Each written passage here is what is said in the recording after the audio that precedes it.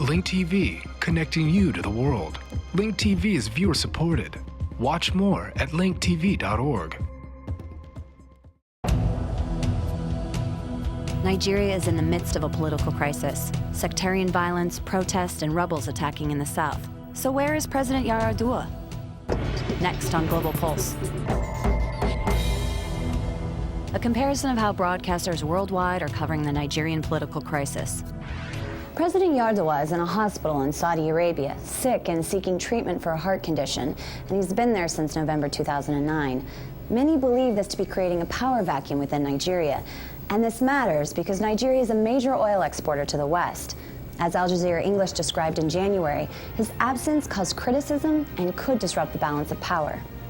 The president should have handed over power to the vice president, as the Constitution dictates, before going on indefinite sick leave.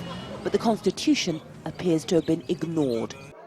If the president were to step down or die in office, the man in the black bowler hat, in theory, should take over, Vice President Goodluck Jonathan. But he's a Christian from Nigeria's oil-rich Niger Delta region.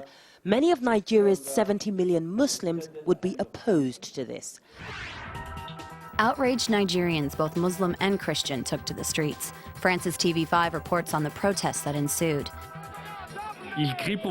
Protesters want to know if the president's health has improved, but they need to see it to believe it. It has been 50 days since anyone in the country has seen Umaru Yar'Adua.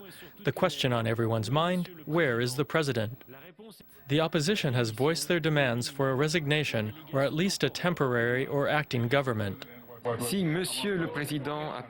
the president returns healthy, he will be confronted by the same accusations we raise against his government now. He has used his so-called recovery as an occasion to address his nation as it pretends to stay in power. And there's an ongoing rebellion in the oil-rich southern Niger Delta. President Yar'Adua negotiated a tenuous ceasefire before he disappeared. This ceasefire is crucial. Nigeria makes 90% of its foreign earnings from the oil and gas industry. In 3 years of attacks, oil profits have been down 25%. Now the power vacuum has led the rebels to withdraw from the ceasefire, as Iran's Press TV describes. Militants had been abiding by the unconditional ceasefire of October 2009, negotiated by Nigeria's President Umaru Yar'Adua. The Royal Dutch Shell has shut 3 oil flow stations following the attack on one of its pipelines in Nigeria's Niger Delta, which came shortly after Nigeria's militant group, MEND, announced the end of a ceasefire.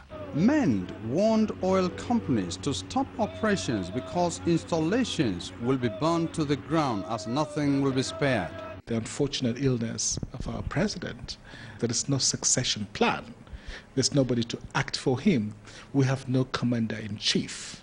So really, in a way, you can't blame the militants because there is nobody to negotiate with. Finally, the president spoke in a BBC audio interview from his hospital bed. At the moment, I'm undergoing treatment. As soon as my doctors discharge me, I will return to Nigeria to resume my duties. But the president's statement didn't subdue the controversy, and his continued absence set off an uproar in the legislature, as reported by Nigeria's African Independent Television. The demand by some legislators in Nigeria's House of Representatives for President Yar'Adua to empower the vice president to act as president led to a rowdy session on Wednesday as the lawmakers engaged in hot debate over the motion. That was the reaction that immediately trailed the motion, urging President Yar'Adua to, within 2 weeks, transmit a letter to the National Assembly, empowering his deputy to act in his absence. Finally, Vice President Goodluck Jonathan has been officially empowered to act in the president's stead. But the struggle goes on as the legality of this appointment could be challenged. So should President Yar'Adua resign? Tell us what you think. Go to our website at linktv.org/globalpulse and leave us a comment. For Global Pulse, I'm Erin Coker.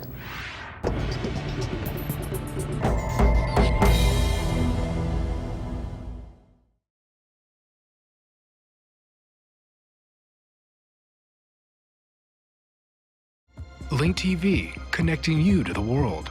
Link TV is viewer supported. Watch more at linktv.org.